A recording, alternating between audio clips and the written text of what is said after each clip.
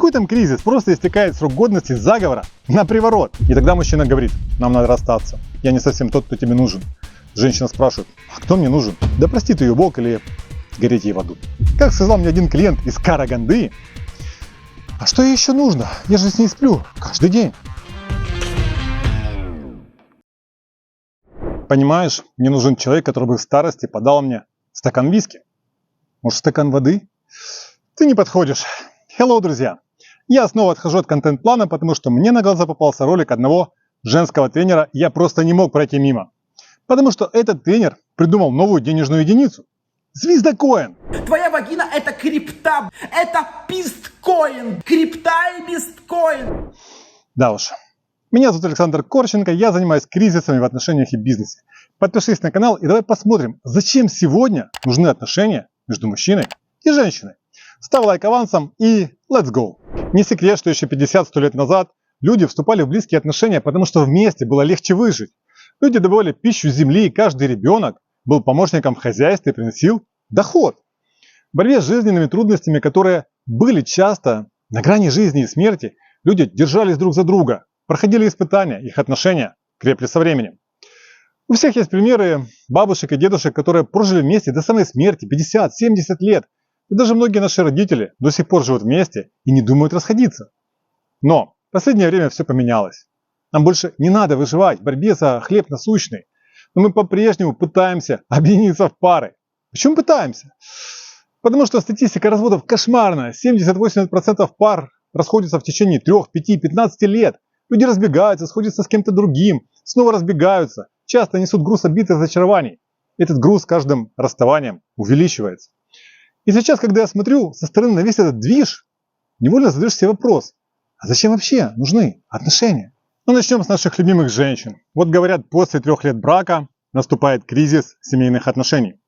Какой там кризис? Просто истекает срок годности заговора на приворот. Интересная версия. Зачем все-таки нужны отношения с женщиной?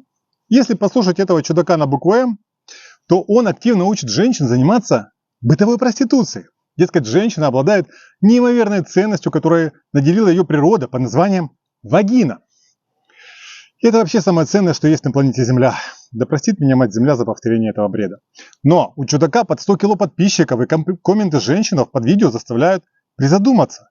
И, к сожалению, это не единственный чудак на букву М, который учит женщин менять секс на ресурсы мужчины. Блогеры-миллионники типа Бартона, Сати дружно продвигают милому женскому сердцу идею о том, что настоящий мужчина должен. Их любимая тема, что путь к сексу женщины лежит через неслабые затраты для мужчины, а иначе никакого секса. То есть, по их мнению, отношения женщины нужны, чтобы за секс получить ресурсы, ну и жить припеваючи. Нормальный вариант, если бы женщина говорила честно, типа: я буду любить тебя, пока ты будешь за это платить. Платить нужно вот столько. Все честно. К сожалению, этот смысл отношений разделяют большое количество современных женщин. Блогеры имеют 1-2 миллиона подписчиков, которых такой смысл отношений очень даже устраивает. А что же говорят реальные психологи? Реальные психологи говорят, что взрослая, осознанная женщина идет в отношения за 3 пунктами: защита, забота, секс. Да, тут крамола высшего уровня, потому что, оказывается, нормальным женщинам секс тоже нужен. Меня очень радует, что я лично знаю много достойных женщин, которые готовы к отношениям именно ради этих 3 пунктов.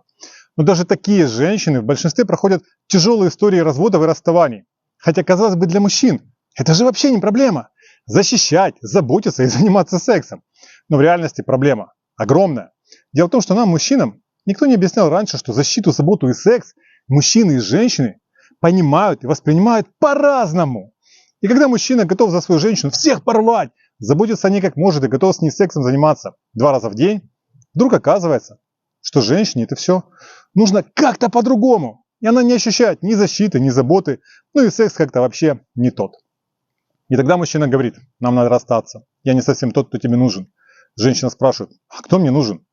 Психиатр. К сожалению, первый вариант, секс за ресурсы, распространен, потому что он понятный и на первый взгляд не требует никаких особых усилий. Кажется, что тут не надо взрослеть, учиться отношениям, понимать себя и партнера. Потому что взрослеть – это тяжело. Это ответственность за свои поступки. Это умение признавать свои ошибки. Это лечение всех психотравм, которые сидят в голове. А это бывает очень болезненно. Надо возвращаться в старые воспоминания, проживать их заново, прощать и отпускать тех, кто причинил часто невыносимую боль. Повторюсь, это бывает очень больно. Именно поэтому суперпопулярные блогеры придумали мантру для женщин, что прощение – это грех. Грех прощения. Представляете, то, что говорил Иисус Христос о прощении, блогерша объявила грехом. Да простит ее Бог или гореть ей в аду. Но статистика разводов неумолима. Какой бы вариант отношений женщина не выбрала, в 8 случаях из 10 отношения закончатся болезненным разрывом. Как этого избежать, я скажу позже, так что подпишись и смотри до конца. В общем, сегодняшним женщинам непонятно, что в наше время надежнее, маникюр или отношения. Ну, маникюр хотя бы 2 недели держится. Окей, а зачем мужчине нужны отношения? Как ни странно, никто почему-то не кричит, что мужской прибор – это самая большая ценность в мире. Прям даже обидно как-то. Звездокоин придумали, а пенискоин нет. Непорядок. Ну и как вы понимаете, нас никто не учит идти в отношения, чтобы продавать секс женщине за ресурсы. Хотя, положа лапу на сердце, у некоторых парней это получается. В итоге у адекватного мужчины есть только один вариант. Он идет в отношения за 3 моментами. Признание, преданность, секс. Даже если мужчине кажется, что он идет ради секса, он в любом случае будет ожидать преданность от своей женщины. Ну а признание – это действительно реальный способ ускорить мужчину на пути к успеху. Ну, к огромному сожалению, пользоваться этим способом женщины не умеют вообще от слова совсем. Я описывал этот способ вот в этом видео. В итоге мужчина, заходя в отношения, в лучшем случае, может быть, получит преданность своей женщины. И то это под большим вопросом, учитывая, насколько общество развязало руки, а точнее ноги, современным женщинам. А как же секс, скажете вы? А с сексом тоже не все так гладко. Как показывает практический опыт большинства мужчин, как только женщина выходит из демо-режима, это примерно 2-3 года, с сексом начинаются проблемы. Хотя, если честно, в большинстве случаев мужчины сами виноваты в этих проблемах. Во-первых, нужно подбирать женщину с совпадающим темпераментом. Это важно и это практически невозможно изменить. Во-вторых, мы патологически безграмотны в вопросах секса. Мужчины не понимают, что секс у женщины в голове и что сначала ее нужно возбуждать адекватным поведением и отношением. Для меня стало как-то откровением, что секс у женщины зарождается в голове задолго до наступления этих самых фрикций вперед-назад. Мне пришлось заплатить за это деньги и пройти курс по сексуальной грамотности.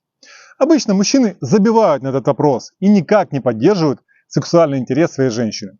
Как сказал мне один клиент из Караганды, а что ей еще нужно? Я же с ней сплю каждый день. В итоге интерес женщины к сексу с таким мужчиной начинает потихоньку угасать. А если были еще ситуации, после которых женщина затаила обиду, то с сексом начинаются реальные сложности. Конечно, почти любые подобные проблемы можно решить, но это долго, дорого и болезненно. И нам легче поверить в иллюзию, что проблемы связаны именно с человеком, а не с нашим внутренним состоянием. Поэтому разбежаться и поискать кого-то другого кажется наилучшим выходом. Женщины тоже отличаются тотальной безграмотностью в вопросах построения отношений. Поэтому мужчины, заходя в отношения, в большинстве не закрывают свои потребности. При этом требования к мужчинам женщина не снижает. Она по-прежнему требует, что он должен ее обеспечивать различными ресурсами, давать защиту, заботу. Нет такого, когда женщина говорит: ну, я вижу, дорогой, что секса тебе не хватает, давай тогда я тоже буду платить за продукты, квартиру и поездку в Турцию тоже я оплачу. Смешно, правда? В общем, с точки зрения психологов, картина безрадостная, но мы все равно будем идти в отношения. Так зачем же все-таки нужны эти отношения? Почему нас в них так тянет? Потому что есть определенный спектр чувственного и эмоционального удовольствия, которое мужчины и женщины могут получить исключительно будучи вместе. То есть ощущение эмоций, которые человек испытывает, когда влюбляется, сложно чем-то заменить. Секс с женщиной, которую любишь, отличается от секса за деньги, я даже не знаю, как прогулка пешком от полета на самолете.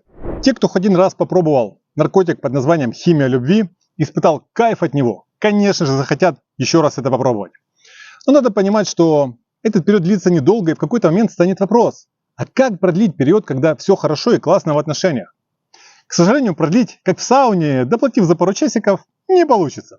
Если вам было 2-3 года хорошо, а потом стало как-то не очень, значит химия начала заканчиваться. Но это когда любовь ушла, а жена осталась. Пришло время подумать. Да, ребят, подумать надо очень хорошо, потому что отношения сами собой не строятся. Чтобы отношения продолжали радовать, придется делать капитальную ревизию своих косяков, в том числе и с помощью партнера. Да, ваш партнер через 2-3 года совместной жизни уже точно может вам показать, в какой сфере жизни вы ведете себя как мудак или мудачка. И с этим придется что-то делать.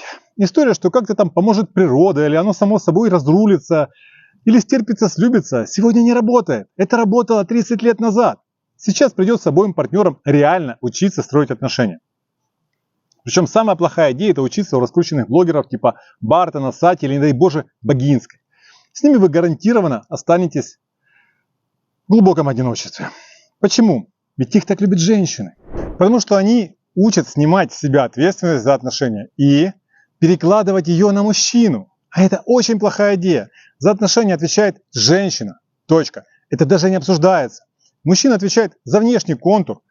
Ресурсы, защита, развитие. Отношения – это внутренний контур, это зона женщины. Но если мужчина хочет, чтобы отношения были в кайф, конечно, ему тоже придется учиться строить отношения. Итак, та-дам! Сегодня отношения нужны для дополнительного кайфа от жизни, потому что ни совместные дети, ни ипотечные кредиты уже не являются стимулом для поддержания отношений. Для кайфовых отношений есть одно железное условие. Над ними придется слегка поработать. И самое главное – поработать над собой, обоим партнерам. И если один партнер думает, что у него все хорошо и работать над собой ему не надо, можете смело его менять. Кайфа вы не получите. Это аксиома, проверенная тысячами разводов. С чего начинать работу? Как обычно, база, умение договариваться без конфликтов и установка эмоционального контакта. Об этом я уже рассказывал в видео о конфликтах и отношениях на расстоянии. Смотреть обязательно. Все, друзья, делитесь, зачем вам нужны отношения, если вообще нужны. Пишите комменты, ставьте лайки и живите в кайф.